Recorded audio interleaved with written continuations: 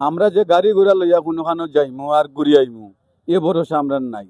আমাদেরকে আজ চাঁদাবাজির জন্য, চাঁদা না দেওয়ার কারণে আমাদেরকে পাথর নিক্ষেপ করে মারা হয়। তুমি ব্যবসা করে খাও, তুমি আমাকে টাকা দিতে হবে, ট্যাক্স দিতে হবে।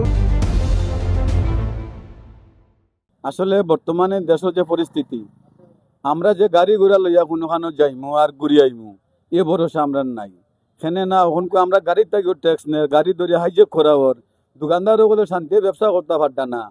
কেন দেখা যায় একদল সন্ত্রাসী আছে, তারা ইয়া অ্যাটেক করে, টাকা পয়সা ছাড় না দিলে মাইর হয়ে জানও মারি ফেলাই দেয়। আমরা দেখলাম ওইখানে খাইল খুলনা পরের দিনও দেখছি আমরা একজন দোকানদারে তারা খুব নির্মমভাবে হত্যা করছে। তো আমরা এটাই দেশবাসীর কাছে আবেদন যে দোষীরে দরিয়া আপনার উপযুক্ত দৃষ্টান্তমূলক শাস্তি দাবি করছি আমরা। দেশের মানুষ সুস্থ থাকে, সুষ্ঠুভাবে থাকলেই হয়। এই যে চাঁদা নেওয়ার জন্য দেখলেনই তো একটা সংখ্যাগরিষ্ঠ দলের আওতায় থেকে কত, শুধু ওইটা শুধু উদাহরণ। ওর মতো মনে করেন হাজার হাজার আরো ঘটনা ঘটছে দেশে। এই আমাদের সরকারকে, প্রশাসনকে আরো কঠোর হতে হবে।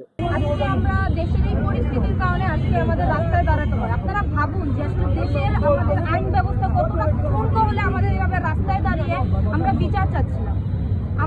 আমরা যদি দেশের আইন ব্যবস্থা কতটা ঠুনকো হলে আমরা এভাবে চাঁদাবাজদের বিরুদ্ধে আমরা রাস্তায় অবস্থান কর্মসূচি করে আমরা এর প্রতিবাদ জানাই। আমাদেরকে আজ চাঁদাবাজির জন্য, চাঁদা না দেওয়ার কারণে আমাদেরকে পাথর নিক্ষেপ করে মারা হয়।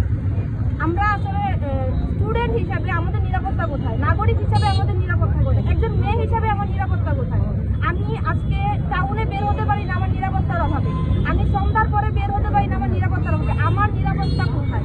দেশের আইন শৃঙ্খলা বাহিনীর ভূমিকা কি? আমরা চাই একটি সুষ্ঠু বাংলাদেশ গড়তে, যেখানে আমরা সবাই স্বাধীনভাবে থাকতে পারবো, বাঁচতে পারবো।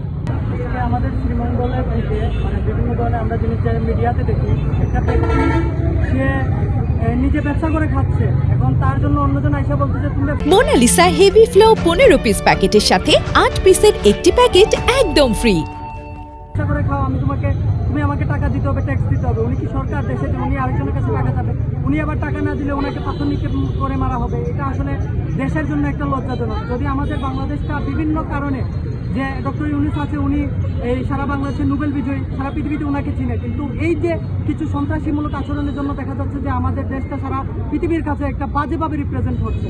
তো এই জিনিসটা প্রশাসনের দৃষ্টিমূলক আকর্ষণ চাই।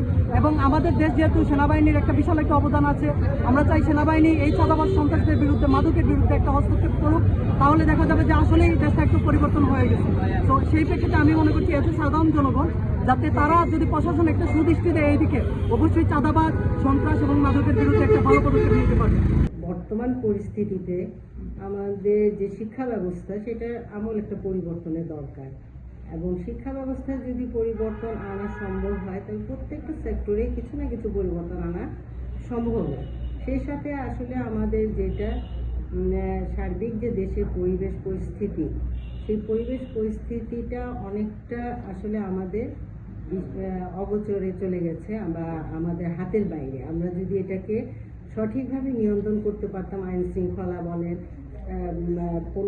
নিত্যপণ্য ব্যবহার, এটা যদি আমরা এই সিন্ডিকেটটা বন্ধ করতে পারি, প্রত্যেকটা ক্ষেত্রে যদি আমরা একটা নমনীয় দিক নিয়ে আসতে পারি, তাহলে হয়তো আমাদের পক্ষে এই যে শিকার আমরা হচ্ছি বিভিন্ন ক্ষেত্রে, সেটা থেকে আমরা উত্তোলন করতে পারবো। বাংলাদেশের বর্তমান আইন শৃঙ্খলা পরিস্থিতির চরম অবনতি।